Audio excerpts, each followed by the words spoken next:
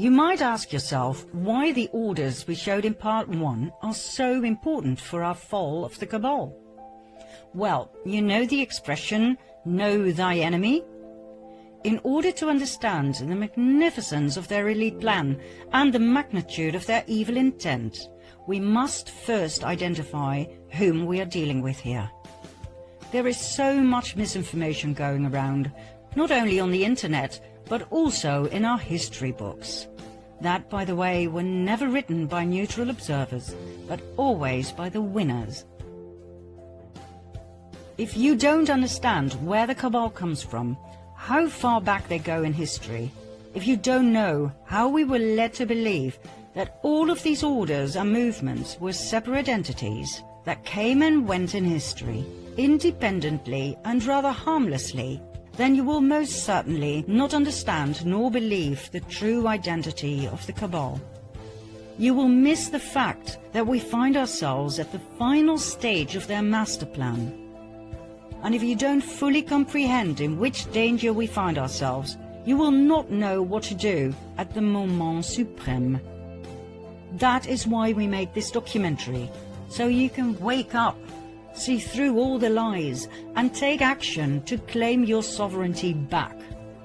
That's when you'll understand what we said in the previous series. History books will have to be rewritten. Okay, let's see where and when our two storylines meet, shall we? It was in 1748 in southern Germany, Bavaria, in a small town called Ingolstadt. A boy was born. His name was Johann Adam Weishaupt. At the age of 5, his father died.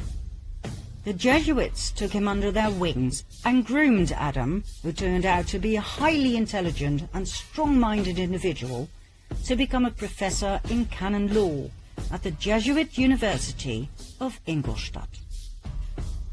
He rewrote ancient historical documents in which the ideology of Lucifer would eventually lead to the complete control of the world. In 1773, a secret meeting took place between Meyer Amschel Rothschild and a select group of 12 elite Khazarian bankers and businessmen. Remember Rothschild, key player in our first storyline? The excessively wealthy and powerful Ashkenazi Khazarian banker from Frankfurt? Well, Rothschild proposed to join forces and riches with the purpose of world dominance. He had set his eye on Adam Weishaupt, who would be perfect to implement their plans in practice and run their organization. And so, on May the 1st, 1776, Adam Weishaupt founded the Bund der Perfektibilisten, the Order of the Perfectionists, later to be called the Order of the Illuminati. It was the fusion of the financial empire of the Rothschilds and the wealth and power of the military order of the Jesuits. Their goal? The creation of a world government and world dominance. Although Weishaupt's name is commonly known among those who study this material, not many people are aware of the fact that he based his Order of the Illuminati on ancient documents, one of which was a letter that was given to him by Rothschild. This letter, referred to as the Constantinople letter, was old and of extreme value to the Ashkenazim. It was 287 years old, written in 1489 by the Nazi, the chairman of the Jewish High Council in Constantinople, as a response to an outcry for help by the head of the Ashkenazi Jews in France. Remember the Khazarians who had fled Russia and who had changed their name to Ashkenazi Jews? They now felt threatened by the other ethnic groups in France. The king had even told them they had to convert to Christianity. The reply of the Nazi in the Constantinople letter was as follows. As for what you say that the King of France obliges you to become Christians, do it, since you cannot do otherwise, but let the law of Moses be kept in your hearts. As for what you say about the demand to despoil you of your goods, make your sons merchants, that little by little they may despoil the Christians of theirs. As for what you say about their making attempts on your lives, make your sons doctors and apothecaries, that they may take away Christian lives. As for what you say about their destroying your synagogues, make your sons canons and clerics, in order that they may destroy their churches. As for the many other vexations you complain of, arrange that your sons become advocates and lawyers, and see that they always mix themselves up with the affairs of state, in order that by putting Christians under your yoke, you may dominate the world and be avenged on them. Do not swerve from this order we give you, for you will find by experience that, humiliated as you are now, you will reach the actuality of power. In other words, they were told to fake a make-believe conversion and to infiltrate every aspect of society: commerce, medicine, religion, and legislation, with the sole purpose of revenge and destruction. How Khazarian! Adam Weishaupt founded the Order of the Illuminati in 1776, financed by the Rothschilds, based on this letter, that, by the way, was based on an even older document, more about which in Part 4. 1 year later, in 1777, Weishaupt joined the Grand Orient Masonic Lodge. He made over 2,000 Jesuits head of the many lodges across the world, thus establishing a massive empire of power, in which the Jesuit order was the spider in the web. Weishaupt then officially left the Jesuit order, so that no suspicion would ever be drawn to the involvement of the Roman Catholic Church and a Jesuit council in the illustrious plans of the Illuminati. The Rothschilds used their riches to finance wars, as they had found out that by financing both sides of each and every war, they would always win financially. They knew no scruples, no mercy. The alliance of the Luciferian Khazars and the Jesuit order had only just begun. Their goals? Personal gain, wealth and power. The submission of the royal families. The annihilation of the infidels. Protestants, Calvinists, atheists, Muslims, Jews, in other words, the destruction of all religions except the Roman Catholic faith.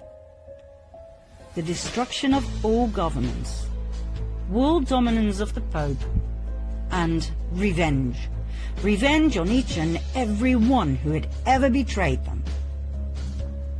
Revenge on Russia, first and foremost, the country that had expelled the Khazars. But not only that.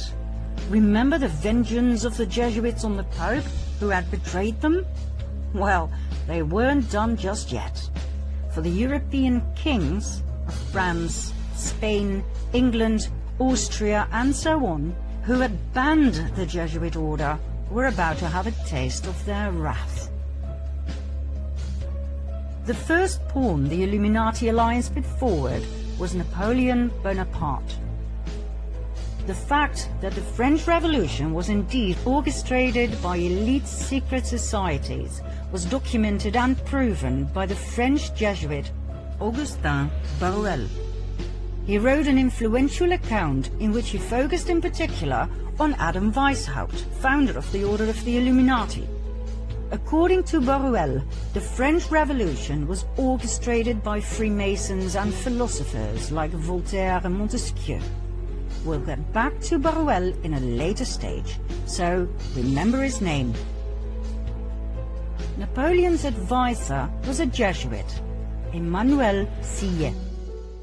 He advised Napoleon on where to go and what to do. In today's language, we would call Sillet his handler.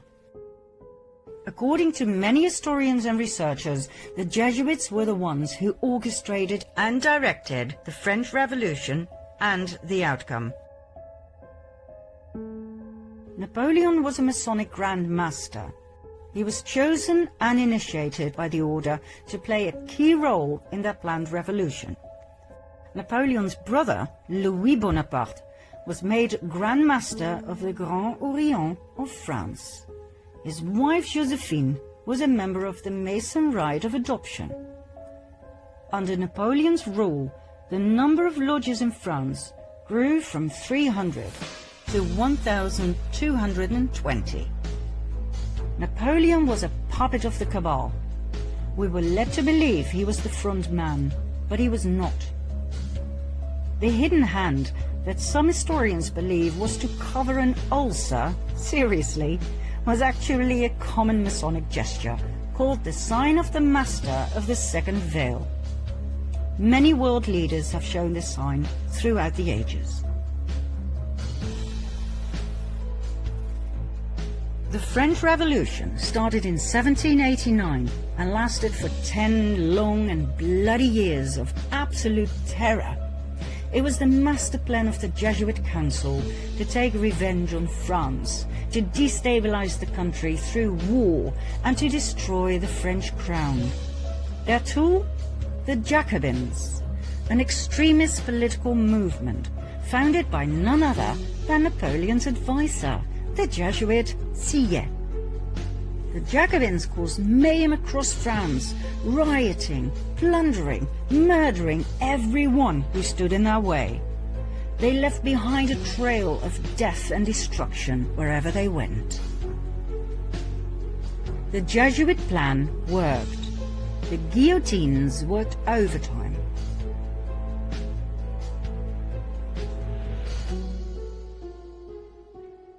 The Jesuit order is the most dangerous of all orders. It has caused more harm than all other orders. The doctrine of the Jesuits entails that their supreme general is the sovereign of sovereigns and master of the world. After the French Revolution had ended, the Napoleonic Wars started. They caused even more instability and destruction, not only to France, but to the many countries Napoleon invaded: Austria, Russia, England, Prussia, Portugal, and Spain, where the royal family was kicked out and Napoleon's older brother was put on the throne. Each and every country that had once banned the Jesuit order and the Khazarian Ashkenazi Jews was now in ruins. This was one of the order's most dominant passions: revenge. During the Napoleonic Wars, the Illuminati alliance deployed their most successful strategy. They financed both the French and the English army. It simply didn't matter who won. War was an absolute revenue model. It was the Duke of Wellington who fought Napoleon and who defeated him at the Battle of Waterloo in 1815. Nathan Rothschild, a brilliant and ruthless businessman, had his spies at Waterloo, and he had a private courier system, as he knew that fast communication was vital in business. When it was clear that Napoleon had been defeated, the message was immediately sent to Rothschild, who received the news 2 days prior to anyone else. He then made a brilliant move at the London Stock Exchange. Instead of buying English bonds, the gilts, he sold those he had. The other traders noticed and drew the erroneous conclusion that Napoleon must have won the war. They immediately sold their bonds as well, causing the gilt price to drop dramatically. That was the moment Rothschild made his move. He bought all the gilts he could lay his hands on at a very low price. By the time the others had noticed and frantically started buying again, Nathan Rothschild was excessively rich. The King of England, George III, was now heavily indebted to Nathan Rothschild, who had financed his wars. Not only had the king to pay back his debts, he had to pay interest on top of it. He was now in the pocket of the Rothschilds. I care not what puppet is placed on the throne of England to rule the empire. The man who controls Britain's money supply controls the British Empire, and I control the money supply. Next, 1914. The Illuminati alliance, that we shall refer to as the Cabal from now on, simply because it's short and to the point, caused World War I, a war initially solely between Austro-Hungary, a dual empire of Austria and Hungary on the one side, and Serbia on the other. What happened? The ruler of Austro-Hungary, Emperor Franz Joseph I, had no successor to the throne, as his only son had committed suicide. His nephew, Franz Ferdinand, became heir to the throne. But his ideas about politics were very different from his uncle's. Franz Ferdinand wanted to decentralize. He wanted autonomy for the various ethnic groups. He wanted to incorporate Serbia into the dual empire as a political entity equal to Hungary and Austria. He was a thorn in the eye of his uncle, the emperor. Although raised in the Jesuit image of his father and uncle, he had a mind of his own. He refused to adopt his uncle's political vision, and he married the woman he loved, which was so not done within the elite. At the time of extreme internal unrest, the emperor sent his nephew to the border with Serbia, where he and his wife Sophie were murdered. According to the official narrative, it was the Serbian Gavrilo Princip who pulled the trigger, and so Austro-Hungary declared war on Serbia. Germany joined forces with Austro-Hungary. England, France, Russia, and later Italy, Romania, Bulgaria, and former Turkey, the Ottoman Empire, came to the aid of Serbia. We all know the results. 4 horror years in trenches, 9 million killed. Germany was in ruins, and that was precisely what the Jesuits had aimed for, as Germany was mostly Protestant. You may remember what it said in the Jesuit oath about Protestants. They would do absolutely anything to destroy their horrible race forever. Some historians may question or even deny the Jesuit background of the rulers of Austro-Hungary, which is odd, as they were prominent members of several Jesuit suborders, such as the Supreme Order of Christ. Emperor Franz Joseph was so high up in the Jesuit council that he was authorized to grant titles such as Prince and Grand Master. In 1880, for instance, he granted this title of Prince of the Holy Roman Empire to the Grand Masters of the Order of Malta. He even founded his own order, the Imperial Austrian Order of Franz Joseph. I promise to go deeper into these orders, plus the evidence of their Jesuit connection, in a later episode. For now, we'll leave it here, as we don't want to get lost in history. After all, we still have to cover the Russian Revolution and World War II, in a way it wasn't brought to you in school, I promise.